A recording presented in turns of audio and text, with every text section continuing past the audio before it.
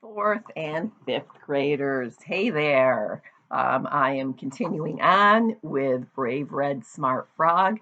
The next story in the book is one that we pretty much, I think, all know. It is called Red Riding Hood. Let's see what Emily Jenkins' version of Red Riding Hood brings us. There was once a forest, a strange forest where it was always winter. You have heard of it before. This forest has been in several of these stories. Nothing good to eat grew there. All the streams were frozen and no fish ever swam in them. Almost no one lived there either. Only some dwarves, tree sprites, an untold number of witches, and one or two humans who weren't suited to ordinary life. As you might imagine, the animals of the frozen forest were very, very hungry.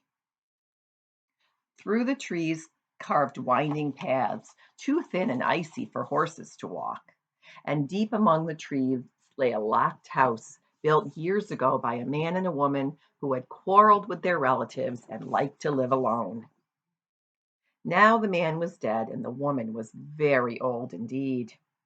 We shall call her grandmother, though she had not seen her daughter in a long, long time and had never met her granddaughter at all.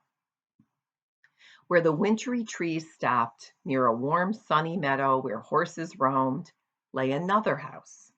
This house itself looked relieved, as if it had narrowly escaped being swallowed by the forest. In it lived a girl who was always called Red because of the hooded red cloak she wore when she rode horses in the meadow. One day Red's mother received a letter delivered by a dwarf, grandmother who lived in the locked house deep in the wintry forest. Grandmother was ill. She longed to see her granddaughter. She wanted to gaze on the rosy cheeks and bright eyes of youth before she died. Grandmother did not wish to see anyone else. Indeed, she asked them not to come. Red's mother baked corn cakes, a gift for grandmother, an apology, a peacemaking. When the cakes were ready, clouds were gathering in the sky. Red's mother asked her not to go. The frozen forest was dangerous enough without a storm. But Red would not hear of any more delay. Grandmother wanted her. Grandmother was dying.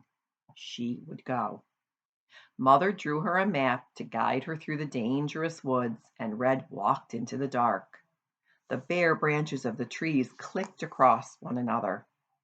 Red's cloak billowed out behind her. Snow began to fall. She had been walking for nearly an hour when the wind snatched the map from her hand. It flew into the clutches of an oak. Could she climb and retrieve it? No, the tree was coated in ice. Should she turn home? No, she might never meet her grandmother. Are you lost? The voice she heard was coated in honey. Red started and looked around. There was no one there, no one she could see.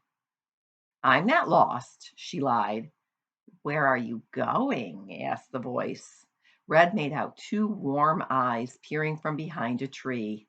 A wolf, scrawny, wet with snow, and starving. My grandmother lives in this forest, Red told him. She's expecting me. That is your grandmother in the sugar house? No. The stone house? No. In the locked house, then? Asked the wolf. Yes, answered Red, that must be her. He trotted toward her like a dog and sniffed at the napkin covering the corn cakes. They're a gift, she said. But take one, you look hungry. Red gave him a still warm cake. The wolf ate it in two bites. You are very kind, he said. May I have another? He was so hungry, starving even, but Red clutched the basket to her chest. I am sorry, but you may not, she told him. They are a gift for grandmother, an apology, a peacekeeping. She is weak and dying. The wolf's eyes grew big. He licked his lips. For the first time, Red was afraid. But then he wagged his tail. Thank you for the one cake anyway.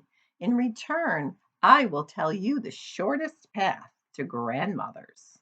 The wolf gave clear directions. Bear right, not left. Cross the frozen stream and the fallen tree. Bear left, not right. All the while, Red was thinking, I am so glad I found him, so glad I helped him. If not, for certain I'd be lost in this storm. All the while, the wolf was thinking, the locked house is warm and full of good smells. But till this day, grandmother was too smart to answer the scratch of a wolf at her door. Today, she is weak and dying. Today, as never before, she is expecting company. And I am so, so hungry, thought the wolf. So very hungry. Goodbye, said Red. Thank you. Goodbye, said the wolf. Travel safely. He felt his fur prickle in disgust at what he knew he was about to do. Red walked, bearing right instead of left, crossing the frozen stream, bearing left instead of right. She kept her cloak tight about her as protection. The walk took nearly an hour, but because the snow fell so hard and fast, and because the wind blew loud and mean, she traveled safely. No other animals were hunting. The wolf trotted through the trees only a short way. He knocked with a cold paw at the door of the locked house. Who is it? Grandmother took a long time coming to the door. Granddaughter, said the wolf, altering his voice as best he could. You expect me, don't you? Red? Yes, I've come to see you, grandmother. Grandmother unlocked the door. The smell of potato soup reached the wolf. The door opened inward and he was upon her. He swallowed her whole, then swallowed her soup and her bread and her ale. He rummaged her closet and put on her clothes. Red arrived walking slowly, head bowed against the wind. She tapped the door only to find it swing in at her touch. Grandmother, she called, entering. It's Red. I've come with a basket of corn cakes. No answer, but the bedroom door was open. Grandmother? Red set the basket on the kitchen table and pushed forward. She had never met her grandmother. The figure before her was gnarled and frail, wrapped tightly in a robe and a scarf. Grandmother? Red said again as she approached. Do you know me? I know you, said the wolf. What big eyes you have, she said, her voice no louder than a whisper. The better to see you with, my dear. Come closer. Red stopped and stepped. What big ears you have, she said. The better to hear you with, my dear. Come closer still. It was her grandmother. It must be. Her grandmother had written and asked for Red in her last days of life. Red stepped and stepped. What big teeth you have, she said as she came to the bed. And the wolf, though he hated himself, though he hated the frozen forest and what it had made of him, the wolf hated hunger even more. The better to eat you with, my dear, he said, and he pounced. He was so hungry, he swallowed Red whole. It took only a moment. She didn't feel any pain. It was the wolf who felt pain, but he did not stop himself till the last of the bright red hood was down his throat. Now, with grandmother, soup, bread, ale, and Red, the wolf should have been sated, completely full. But deep hunger can be like this. Eating merely makes you want more. He threw off his clothes and dragged his stuffed body to the kitchen. As he ate the corn cakes, he knew he could be spied clearly through the window of the locked house. But no one would see him, he thought. Hardly anyone came into the icy forest, and today the sky was black with storms. Still, Someone did see the wolf. A huntsman returning from a terrible errand stood outside the locked house, wondering if he might take shelter there from the cold. He knew full well that a wolf on a kitchen table is a dangerous, dangerous thing, and he was out to hunt a wolf in any case.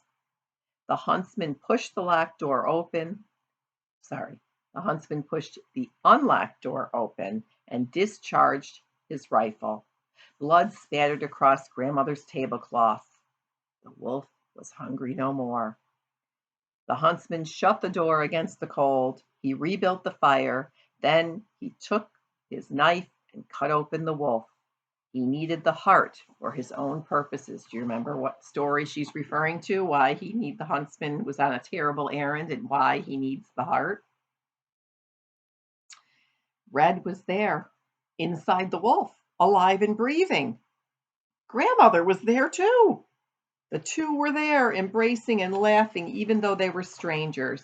They were safe and warm, and that was suddenly more than lucky enough in this world.